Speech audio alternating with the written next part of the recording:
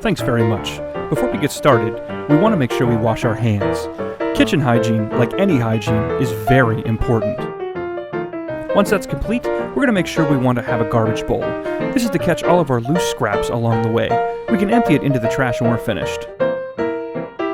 You're going to need a cutting board, your favorite reliable kitchen knife, and a vegetable and fruit peeler. For a chicken base, make sure you get a paste base. The powders are okay, but for this project, the paste will work much better. Paste bases have a higher fat content, producing a much richer flavor. We'll also be using Italian seasoning. And acini di pepe for the soup's pasta.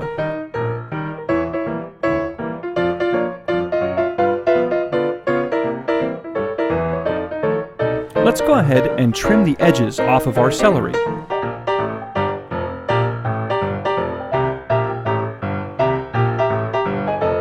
Once that's completed, we're going to take our peeler and proceed to peel each stick of celery. This removes all the stringy parts of the celery, ensuring it is nice and tender in our soup. Then, we will chop our celery. Make sure you have a second bowl to hold the chopped vegetables until it is time to add them to the water.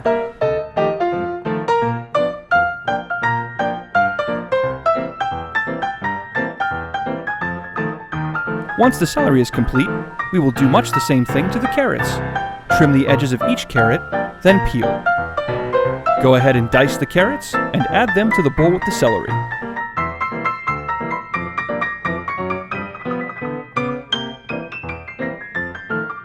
Next, we will remove the top and bottom of our onion, peel it, and dice it.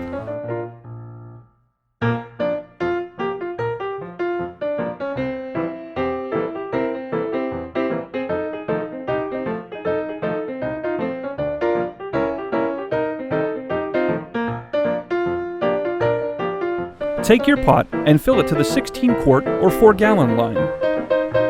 Get that on the stove over medium to high heat, add the vegetables to it, and we're cooking.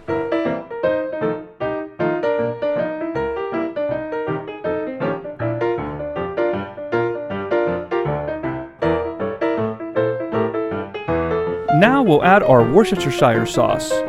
I don't have an exact measurement for this. Depending on the bottle, I generally use 10 to 15 shakes. The Italian seasoning is also eyeballed. Here I use about 15 to 20 shakes depending on the container and the lid. Be sure to use your best judgment. Let this begin to come to a slow boil. Once this happens, we'll add our chicken stock. I add the chicken stock by a spoonful, making sure it is melted and blended into the water thoroughly. I will use anywhere from 1/2 to 3/4 of the container depending on taste. Again, whatever tastes best for you.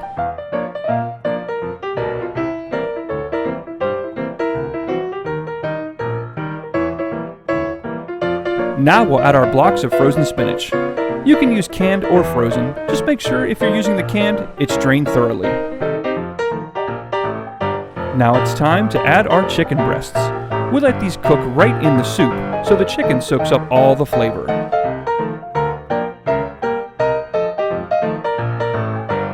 When the chicken is finished cooking, remove them from the soup and bring them back to the cutting board for shredding.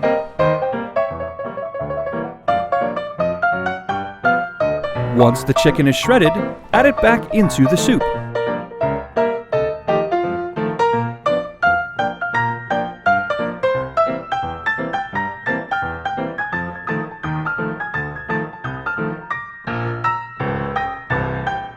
And now it's time to add our frozen mini meatballs. You could absolutely make your own, but for this recipe I go with frozen to save time. Finally, we will add our acini di pepe. Allow that to cook for 10 to 15 minutes, and here's the finished product.